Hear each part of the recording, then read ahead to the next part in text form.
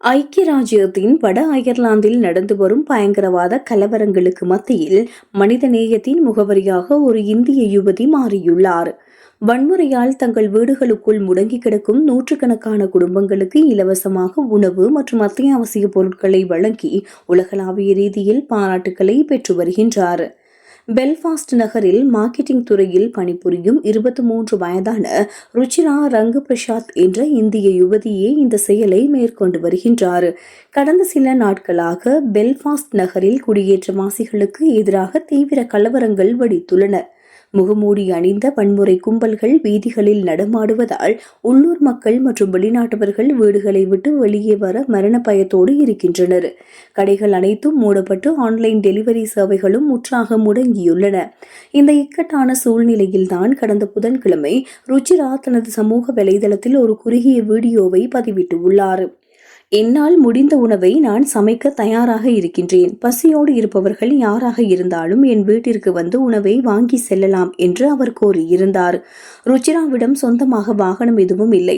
ஆனால் இந்த வீடியோவை பார்த்த ஒரு உள்ளூர் பெண்மணி, நீங்கள் சமைத்து தாருங்கள், நான் எனது காரில் கொண்டு போய் விநியோகம் செய்கின்றேன் என்று உதவிக்கரம் நீட்டினார்.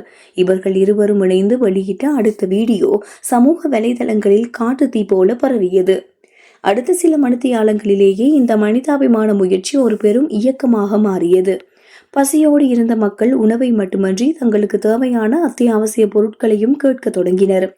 உடனே களமிறங்கிய ருச்சிராவின் குழுவினர் உணவுகளோடு சேர்த்து சிறு குழந்தைகளுக்கான டயப்பர்கள், டாய்லெட் பேப்பர்கள், பெண்களுக்கான மாதவிடாய் கால சுகாதார பொருட்கள் மற்றும் மளிகை பொருட்களையும் வாங்கி பாதிக்கப்பட்ட வீடுகளுக்குள் முடங்கி கிடந்தவர்களின் வாசற்படிக்கே கொண்டு போய் இலவசமாக வழங்கினர். இது குறித்து ருச்சிரா ஊடகங்களுக்கு கூறும்போது, நாங்கள் இன மத வேறுபாடின்றி அனைவருக்கும் உதவினோம். நாங்கள் உதவி செய்தவர்களில் இருவர் இந்த நாட்டிலேயே பிறந்து வளர்ந்த அயர்லாந்து மக்கள்.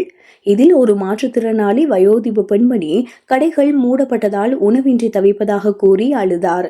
பசி என்று வந்துவிட்டால் அவர் யார், எந்த நாட்டை சேர்ந்தவர் என்பதெல்லாம் முக்கியமல்ல என்று நெகிழ்ச்சியூட்டும் உண்மைகளை பகிர்ந்துள்ளார்.